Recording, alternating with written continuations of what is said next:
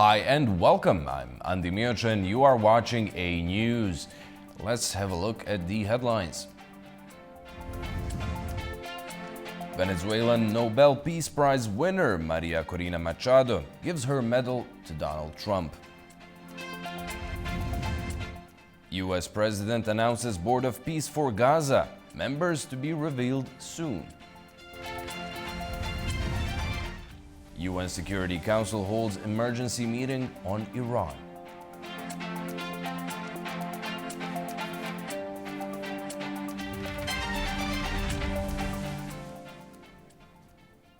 Thank you for tuning in. Venezuelan opposition leader Maria Corina Machado has given her Nobel Peace Prize medal to U.S. President Donald Trump during a meeting at the White House she described as excellent. It was their first face-to-face meeting since Venezuela's longtime leader, Nicolas Maduro, was captured by U.S. forces earlier this month.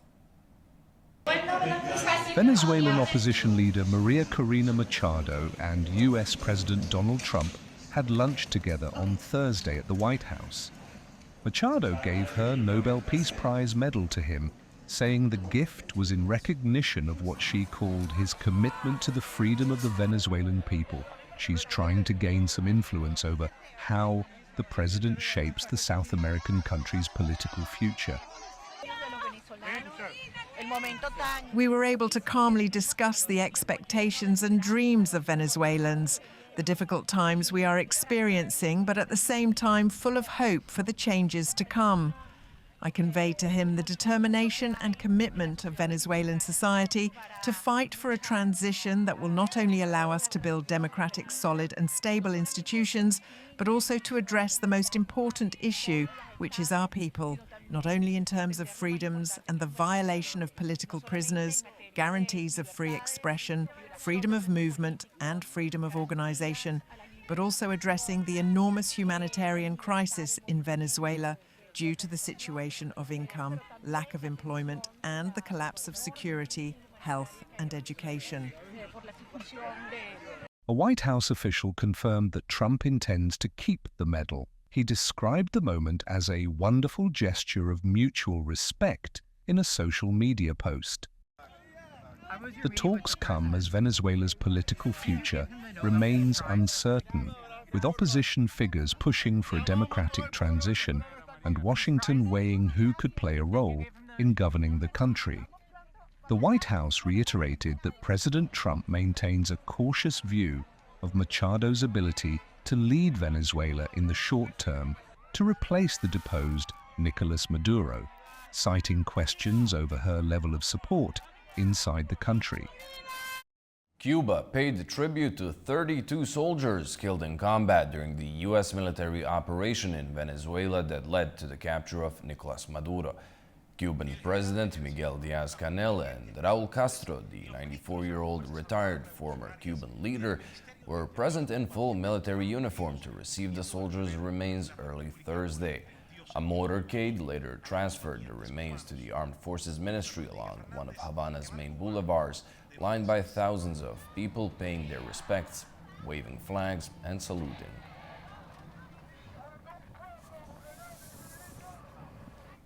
Russian President Vladimir Putin held separate phone calls with Israeli Prime Minister Benjamin Netanyahu and Iranian President Masoud Pezeshkian over the situation in Iran, positioning Moscow as a potential mediator.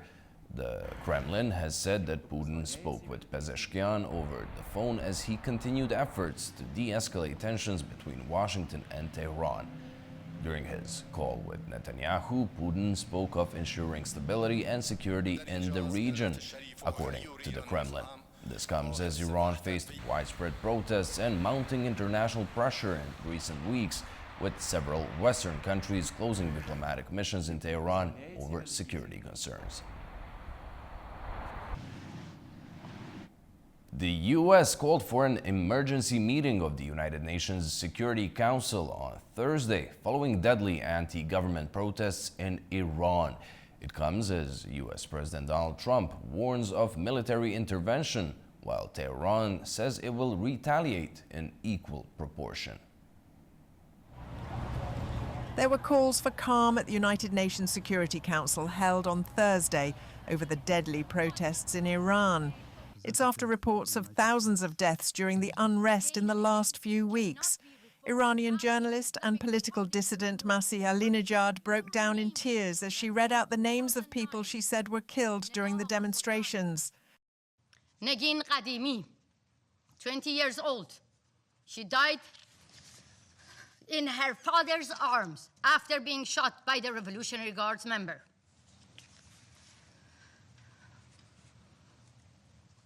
I feel guilty that I don't name the rest. The list of names goes on and on.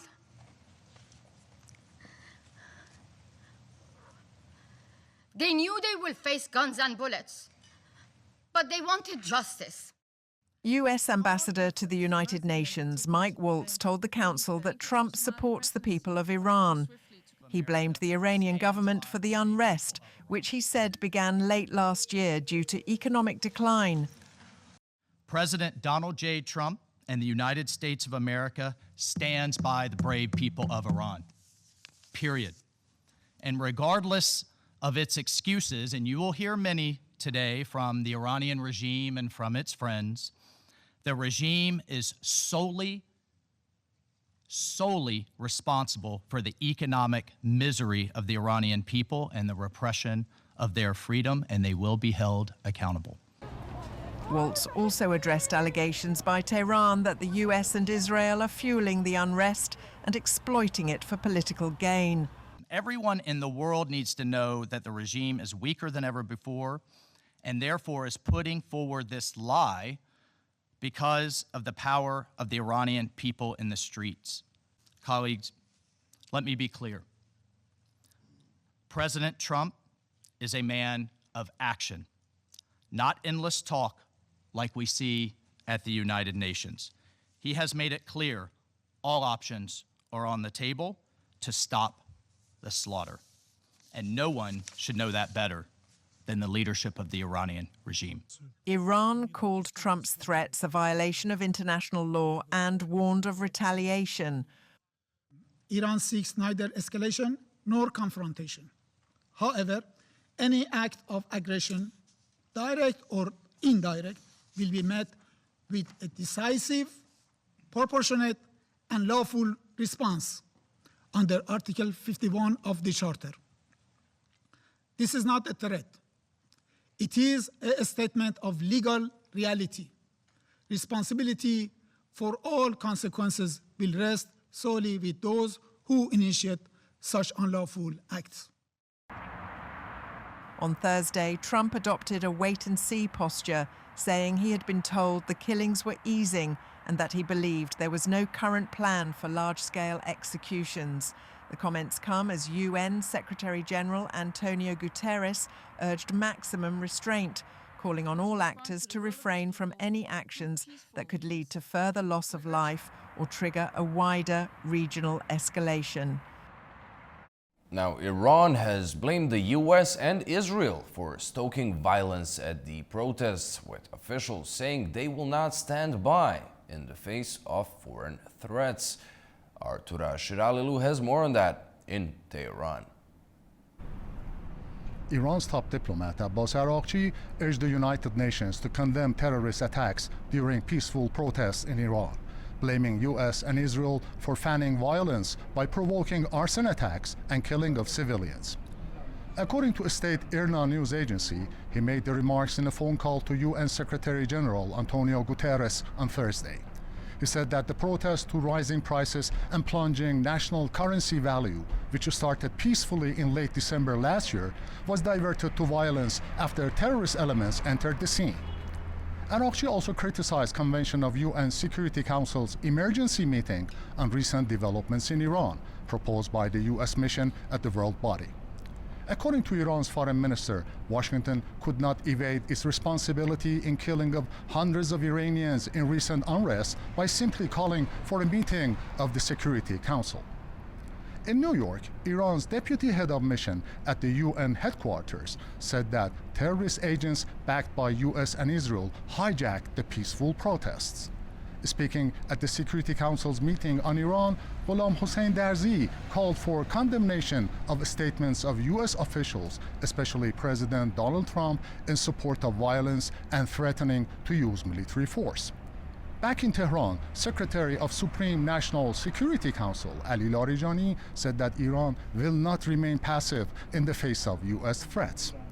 He made this statement in a phone contact with Swiss National Security Advisor Gabriel Lutschenger. His comment was made amid reports of differences among US officials over resuming diplomatic channel or invading Iran, as well as concerns of the regional countries after Trump's threats. Turaj Shiralilu, Tehran, A-News. In other news, U.S. President Donald Trump threatened to invoke the Insurrection Act to deploy military forces in Minnesota after days of angry protests over a surge in immigration agents on the streets of Minneapolis. Confrontations between residents and federal officers have become increasingly tense after an immigration and customs enforcement agent fatally shot a U.S. citizen, Renee Good, in a car 8 days ago in Minneapolis, and the protests have spread to other cities. Trump's latest threat came a few hours after an immigration officer shot a Venezuelan man who the government said was fleeing after agents tried to stop his vehicle in Minneapolis. Donald Trump announced that the long-awaited Board of Peace to oversee Gaza's reconstruction has officially been formed, and the board's members will be revealed shortly. Trump says he's backing a newly formed Palestinian technocratic body to govern Gaza during phase 2 of the transition period. In a social media post, Trump said the move marks the next step of the 20-point peace plan following the ceasefire agreed last October. He also said the plan includes a comprehensive demilitarization agreement with Hamas, supported by Egypt, Turkey, and Qatar. Hamas has agreed to hand over control of Gaza to the newly formed Technocratic Committee. Japan's Prime Minister Sanae Takaichi hosted her Italian counterpart Giorgia Meloni in Tokyo as the two countries moved to boost bilateral ties. Speaking after the talks, Takaichi said the two leaders had agreed to elevate relations to a special strategic partnership. Meloni said the discussions focused on economic security, including efforts to safeguard strategic technologies and strengthen global supply chains. Meloni's visit comes as Japan and Italy mark 160 years of diplomatic relations. Chinese President Xi Jinping and Canada's Prime Minister Mark Carney have announced lower tariffs, signaling a reset in their country's relationship after talks in Beijing. China is expected to lower levies on Canadian canola oil from 85% to 15% by March 1st, while Ottawa has agreed to tax Chinese electric vehicle at the most favored nation rate of 6.1%. The deal is a breakthrough after years of strained ties and tit-for-tat levies. Social media companies have collectively deactivated nearly 5 million accounts belonging to Australian teenagers just a month after a world-first ban on under-16s took effect. The implementation of the ban is being closely watched by regulators worldwide.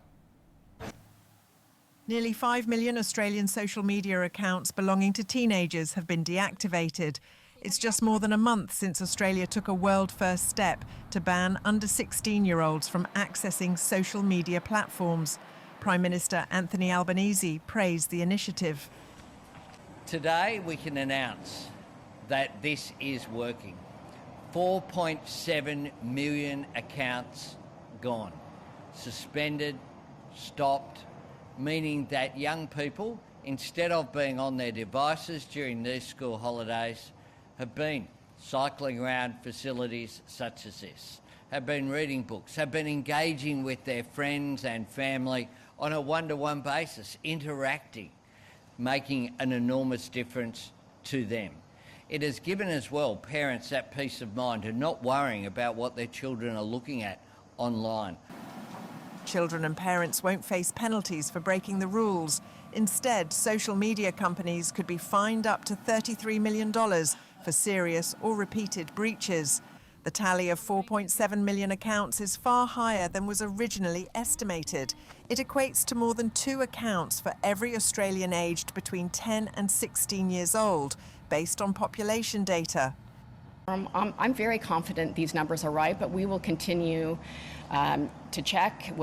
We have a whole range of research methods that we'll be looking at to make sure that the data that is given to us is right. The rollout of the ban is being closely watched by regulators around the world. France, Malaysia and Indonesia have said they will introduce similar laws, while several European countries and US states are also considering following Australia's lead. After a short break, we will be taking a closer look at the developments surrounding the protests in Iran. Do stay tuned.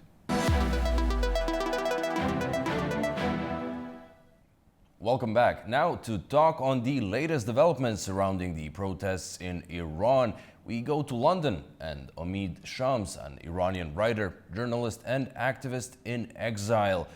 Welcome, Omid. Thank you so much for joining us. Can you please give us a sense of what is happening right now? Have you managed to get into contact with colleagues in Iran, and what are you hearing from the ground? Thank you for having me. Well, as you know, the internet has been cut off in Iran while your correspondent is still reporting from inside the country. The rest of the nation is completely cut off the world, where the credible number of protesters killed is at least 12,000, and this is just a minimal estimate number at the moment. And the situation is quite dire in every level you can possibly imagine. The crimes against humanity committed by the Iranian regime is beyond reasonable doubt, and it is certain that this is one of the most horrific massacres of our time. Just for your viewers to understand the scale of the atrocity, the bloodshed in Iran. During the 3 years and 11 months of war between Russia and Ukraine, the number of the Ukrainian civilians who were killed were 14,534, while in less than 3 days in Iran, the Iranian regime killed 12,000 of the civilians. I heard your correspondent was quoting the foreign minister of Iranian regime that there were terrorist elements among the civilian protesters. Under the international law, first of all, you introduced me, but you didn't mention that I'm a human rights lawyer. Under the international law, even if there is armed elements among a peaceful protesters, when the crowd is predominantly civilian, it is crimes against humanity to systematically and widespreadly killing the protesters using live ammo, using battle-grade weapons. That is what happened. You've seen the horrible footage of piles of dead bodies in morgues all across the country. This is the most horrific crimes against humanity we've seen for years that is right now happening in Iran. There are certainly very disturbing reports coming out of the country. Could you please take us back and tell us what is at the core of these protests, as we have been hearing different things, from economic hardship to a wish to change the system? And why would you say that such a crackdown has happened to such a degree? Well, in first sight, you might think that this is a result of economic hardship. It is not. We are up against a regime that has established gender apartheid since its establishment in 1979, in which women have literally no right. They have no right to inherit, to custody. They don't have the right to choose their appearance in public. Even for inheritance, they don't have equal rights with men. The structural violence against ethnic minorities, against Turkish ethnic minorities, Kurdish ethnic minorities, Arab ethnic minorities, against the religious minorities is the worst records in the planet Earth. There are systematic suppression of these minority communities all across the country for decades. The situation is getting worse every year in terms of all of these matters. The worst human rights records regarding the freedom of speech in the whole planet. So this is the situation in every angle of the social life in Iran. You see that this regime is brutal. It is an outlaw, and it has no respect for any domestic or international obligations under the international law. Those are the reasons for these uprisings. For decades, people in Iran been getting to streets, peacefully protesting, trying to change things in Iran. But every second time they've been suppressed with deadly weapons, with systematic torture, rape of political prisoners.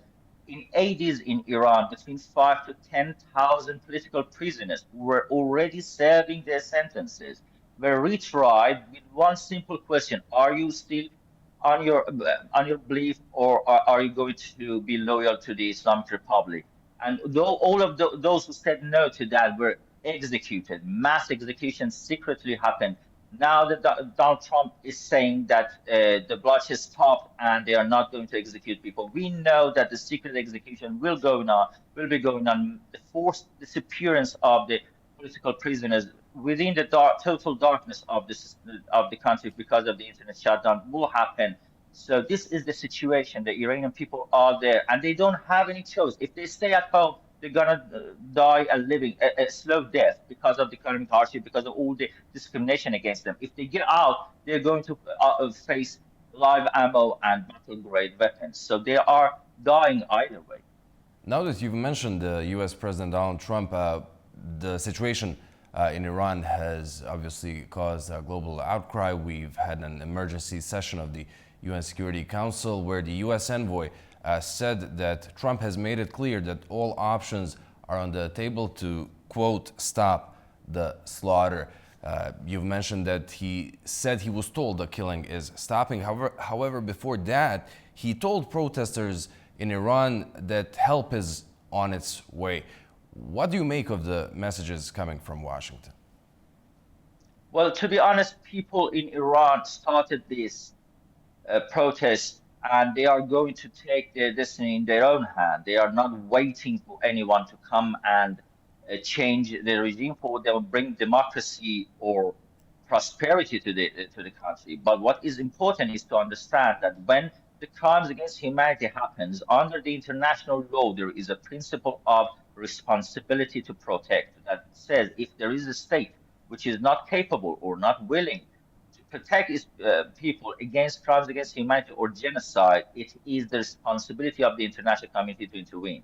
But when we have a Security Council which is completely frozen, paralyzed because of these power competition between the West and the East superpowers, we cannot get any constructive solution out of that. So therefore, there are legal theories that says unilateral intervention is still illegal but legitimate when people are dying thousands and thousands. So at this point, what is important is to stop the killing and to make sure that this government cannot ever do that again. We know that time and time again, they've done this in every wave of protest. We know that these protests are not going to stop. So they're going to keep killing people. So this is what's going to happen. What we see at the moment is the malicious role of some of the neighboring countries like Qatar, like Turkey, like Saudi Arabia, trying to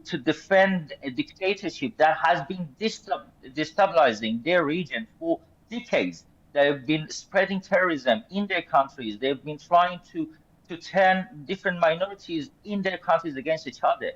But they're still defending this brutal regime because they think that any change in this regime that and in Iran can undermine their sovereignty or their rule over certain areas, which is unacceptable. On the other hand, we see that that within the U.S. administration, there is a call that if the protesters are killed, we are going to intervene and stop it. 12,000 people were killed. This is more than any other protest ever happened in Iran.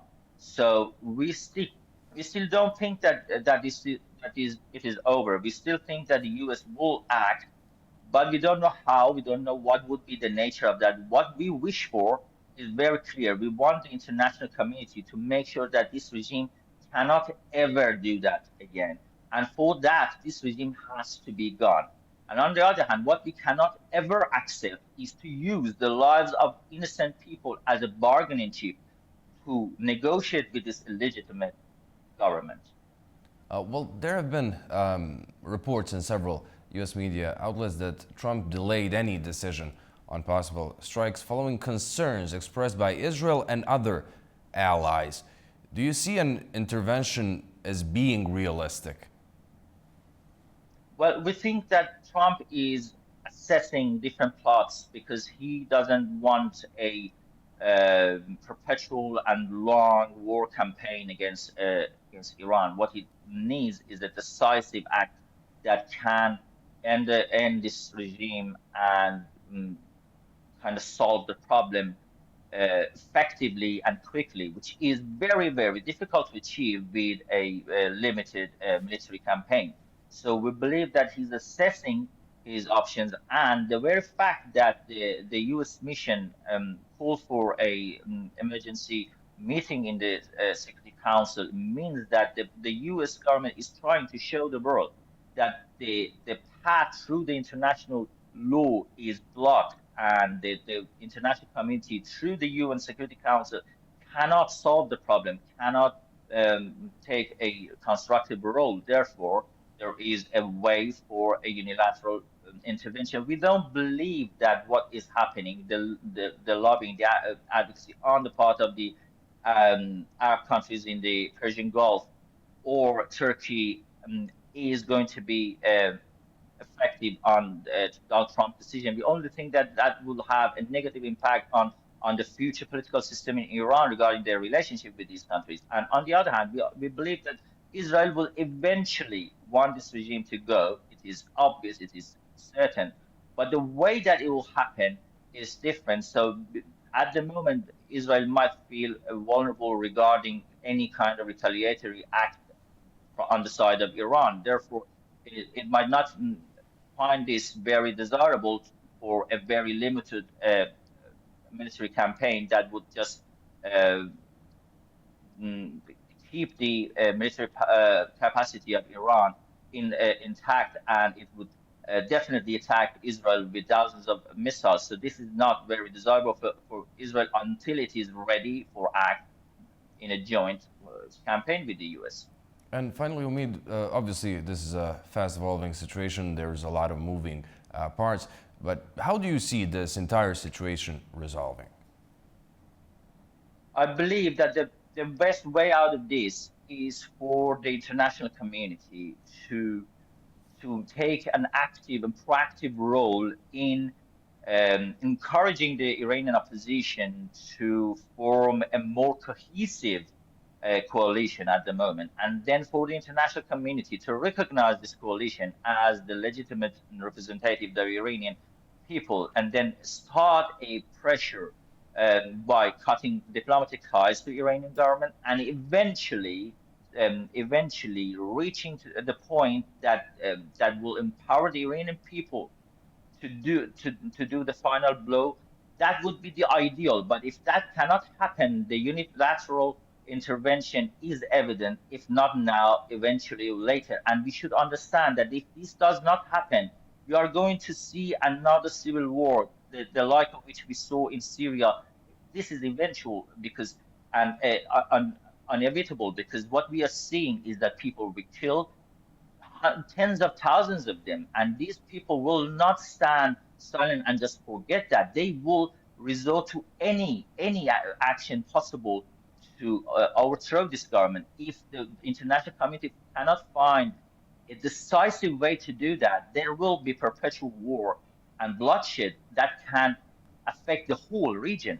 So this is what is going to happen. We saw that in Syria, but when the inaction led to disaster, led to catastrophe, and when the countries around Syria took an effective action, the bloodshed stopped. So we need that right now. Omid, thank you very much for joining us and sharing your views. Thank you. And after a short break, we'll be taking a look at the major stories from the region.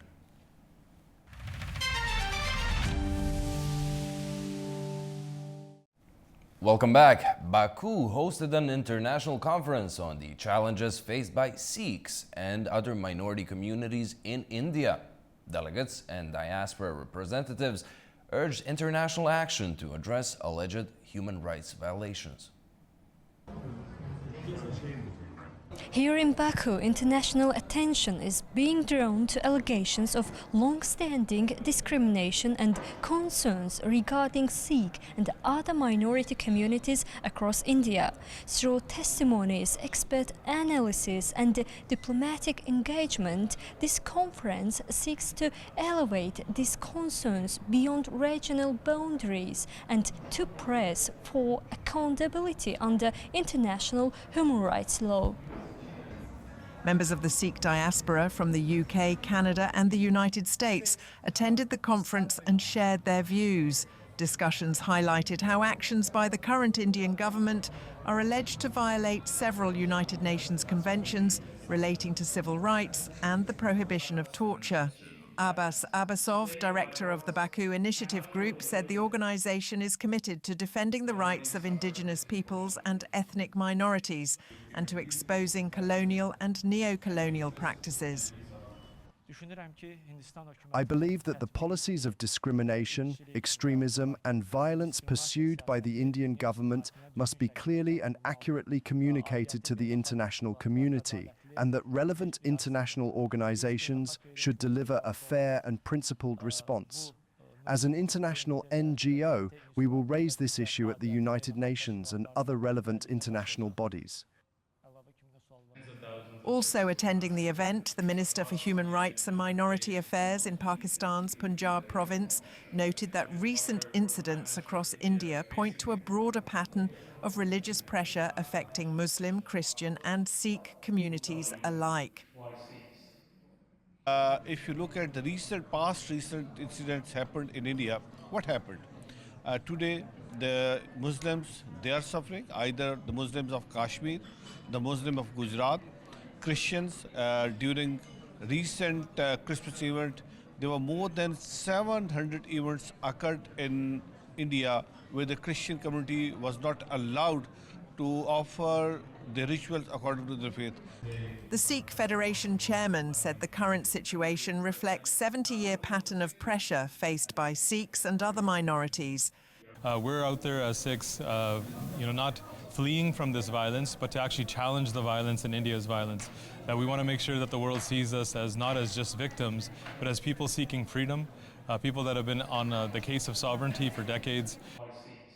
Today, the Sikh population in India exceeds 25 million people, with the majority residing in the Punjab region. Activists at the event called for formal recognition of the 1984 anti-Sikh massacres as genocide and urged the establishment of an independent commission to examine the incidents and ensure accountability. Georgia's ruling party has filed a complaint with the BBC over a report that suggested that Georgian authorities used toxic chemical compounds to disperse protests in late 2024. Our Nini Nikolaishvili has more on that in Tbilisi. The ruling party, Georgian Dream, has officially filed a complaint against the BBC, accusing the British public broadcaster of disseminating false, unverified and defamatory allegations against the Georgian government. The announcement was made by Speaker of Parliament, Shalva Papuashvili. According to Papuashvili, the complaint demands a public apology from the BBC and the removal of a film and related materials that alleged Georgian law enforcement used a World War I-era chemical weapon during protests. The ruling party categorically denies the claims, calling them fabricated and politically driven. The complaint is grounded in the BBC's own editorial principles, the UK's Ofcom Broadcasting Code and European Court of Human Rights COS law, which obliges journalists to meet the highest standards of accuracy and fairness when making serious allegations. Georgian Dream argues that the BBC failed on multiple fronts: accuracy, impartiality, and the right of reply while presenting assumptions as established facts. Papuashvili stated that if the BBC does not correct the alleged violations internally, the case will move to Ofcom and potentially to UK courts, with the option of appealing to the European Court of Human Rights. The controversy has reignited political confrontation inside Georgia. Opposition figures dismissed the complaint as a distraction tactic, insisting that an international investigation, not legal pressure on media, is needed to determine what caused the alleged chemical poisoning during the December protests. Internationally, the BBC's initial reporting had already drawn attention from foreign officials and rights groups, amplifying scrutiny of Georgia's protest response and fueling broader geopolitical narratives. Georgian Dream, however, claims that those reactions were based on a predetermined false narrative. Nini Nikolaishvili, Tbilisi, A-News. Representatives of Armenia and Azerbaijan conducted a joint inspection of the condition of the Yerask-Sadarak railway section, according to Armenia's Territorial Administration and Infrastructure Ministry. In a statement, the ministry said that the inspection aimed to assess the technical suitability of the railway section for the movement of specialized railway construction equipment in order to implement comprehensive measures for the restoration of the infrastructure.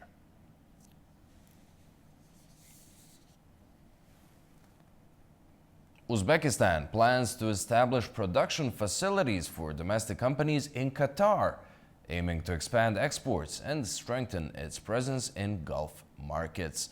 Our Sivila Rajapova has more. Uzbekistan is preparing to establish production facilities of local companies in Qatar, aiming to strengthen its economic presence in the Gulf region, a market of more than 60 million consumers. Qatar offers favorable conditions for foreign manufacturers, including tax incentives and state subsidies covering 20 to 30% of electricity, water and utility costs in its free economic zones. The initiative focused on local production, allowing businesses to supply goods across the Gulf, including Saudi Arabia, the United Arab Emirates and Oman, with fewer logisticals and customs barriers. Trade between Uzbekistan and Gulf countries has been growing steadily. In 2025, bilateral trade turnover with members of the Gulf Cooperation Council exceeded $5 billion, with exports increasing in sectors such as textiles, food products, construction materials and chemicals. Officials say the initiative marks a shift toward long-term economic cooperation, with diplomatic missions supporting Uzbek companies in entering and operating in Gulf markets. The project is expected to boost exports, attract investment and strengthen Uzbekistan's role in regional supply chains. It is Sivil Rajapov reporting from Tashkent, Uzbekistan, A-News. Kazakhstan is adjusting its oil export routes amid ongoing disruptions to the Caspian Pipeline Consortium. The changes follow a series of attacks and operational restrictions that have raised concerns over supply security and budgetary risks. Our Fariza Kalimurzina has the details. Kazakhstan is redirecting its oil exports amid ongoing restrictions on the Caspian Pipeline Consortium, the key route that carries up to 80% of the country's crude exports. In late December, around 300,000 tons of oil were redirected via alternative routes through the Castrans-Oil system.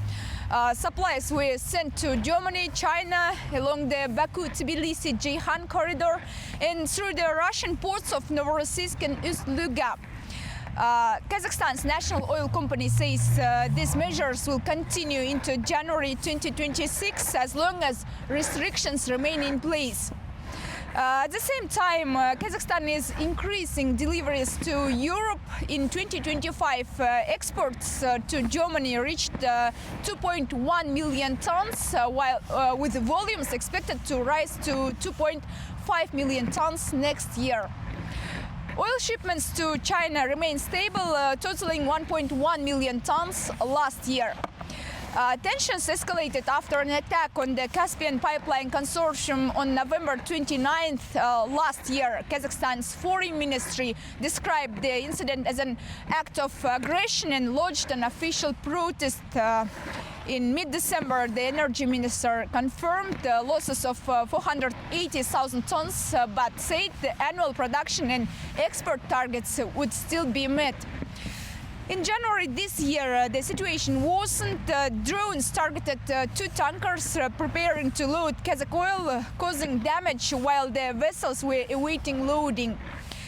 And according to experts, continued attacks along this route could lead to significant financial losses for the state budget. They argue that the current situation calls not for temporary measures or emergency fixes, but for a systematic long-term diversification strategy. Fariza Kalimurzina, Almaty, A-News. Azerbaijan's state oil company Sokar has begun supplying Azerbaijani natural gas to Austria and Germany, marking a new phase in the country's gas exports to Europe. Sokar said the supplies are being delivered via the Trans-Adriatic Pipeline, the European segment of the Southern Gas Corridor, allowing Azerbaijani gas to reach southern and central European markets. The deliveries, routed through Italy, expand Azerbaijan's geographic gas footprint in Europe, bringing the total number of countries receiving Azerbaijani gas to 16. We're going for a short break, but when we return, we'll look at the latest steps taken in the Azerbaijan-Armenia peace process. Do stay tuned.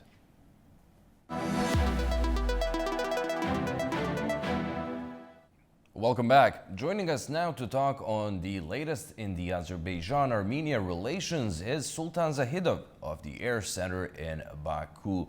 Welcome. Thank you so much for joining us. Thanks for having me. We've seen the news of a joint inspection of some railway infrastructure. How do these practical instances of cooperation reflect on the broader peace process Baku and Yerevan are engaged in right now?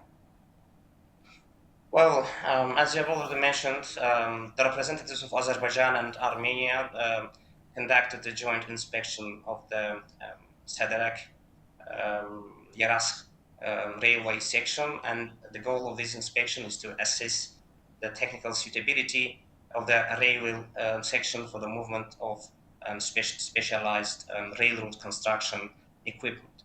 And this is definitely an important step towards materializing the agreements which were agreed between Azerbaijan and Armenia. Most importantly, the Washington Declaration, which was signed on August 8th with the participation of the United States President Donald Trump. It should be stated that this railroad was operational during the Soviet period, but then it ceased to be operational due to the fact of the Armenian occupation of Azerbaijan territories. But now, as of today, the geopolitical context is different, as both Azerbaijan and Armenia enter to the phase of reconciliation and post-conflict management. It means there are opportunities for opening up the communication lines for the restoration and for building sustainable peace in the region. So basically saying this, on one side, this inspection is an indication of the confidence building measures between Azerbaijan and Armenia, as both can work together on specific, let's say, matters. And secondly, it's an important step towards implementation of the regional connectivity projects. And it should be stated that Sadarak-Yeras railway section is the part of the broader regional connectivity map, which was designed by Azerbaijan, especially after the Second Karabakh War. It should be noted that a few days before, the State Department of America revealed the details of the Zangezur corridor, and once again it was stated that the unimpeded access for the mainland Azerbaijan to its Nakhchivan exclave will be ensured, and this is very important for Azerbaijan in terms of connecting Azerbaijan to Nakhchivan, but also in terms of connecting Azerbaijan to the wider region, to Turkey, Europe, connecting Azerbaijan with Armenia, and also from Nakhchivan there would be another connection wing connecting Nakhchivan to the Persian Gulf through Iran. So which means the Zangezur corridor as a project will be an essential element of not just the east-west middle corridor or trans-Caspian connectivity corridor, but also it will be an alternative branch of the north-south corridor as well. Well, Sultan, we got some of the details in that framework agreement text on the Trump International route for peace and prosperity, but one major detail we did not see is the timeline for the construction of the trip. Would you say that it's just a practical issue? Well, as you mentioned, the practical steps are also important because, as you already know, both Azerbaijan and Turkey, they've been implementing the practical steps as well. Azerbaijan is going to finish the Horadiz-Aghband railroad from Fizuli to the Azerbaijani provisional border with Armenia. And Azerbaijan is also working on the construction and restoration of the railroad section in Nakhchivan. Simultaneously, as Turkey announced a couple of months ago, they started to work on the construction of the Gars-Dilucu railroad, which would connect Turkey to Nakhchivan. So therefore, we want to see the similar practical steps from Armenia as well. As of until 2025, Armenia was mainly in the phase of making statements rather than, let's say, implementing some practical, let's say, issues. But then in 2025, as we know, marked milestone achievements in terms of completing the terms of the text of the peace treaty, in terms of signing the Washington Declaration. But of course, that's not enough. If we want to open up the communication lines and most importantly, the Zangezur corridor, Armenia must start fulfilling its obligation, which means it must start constructing the railroads and highways in order to make this project operational. Well, as we wait for all the construction work to begin across the region, assuming this route becomes fully operational, how do you see it impacting dynamics not only in the South Caucasus, but in the broader region as well? Well, speaking about the broader region, definitely the Zangezur corridor and opening up the communication lines between Azerbaijan and Armenia, it does not just bear regional and interstate importance, it bears the broader international importance because it will be an essential part of the middle corridor, which will further increase the volume, the capacity of this corridor for many times, and also will accelerate the flow of the goods from the China, Central Asia, through Caspian Sea, Caucasus, Turkey, and Europe. So therefore, it has a particular importance from the perspective of wider region, where stakeholders are not just the Caucasian nations, but also European Union. We know that European Union has attached a great importance for the realization of this corridor, and we see it from the statements of the EU officials as well. And then Central Asia and of course United States, which became one of the major stakeholders after signing the declaration, Washington Declaration on August 8, 2025. Sultan, thank you so much for joining us and providing us with your insight. It was a pleasure for me. Thanks for having me. And thank you for watching. That's all we have for you for now. Stay tuned to A News.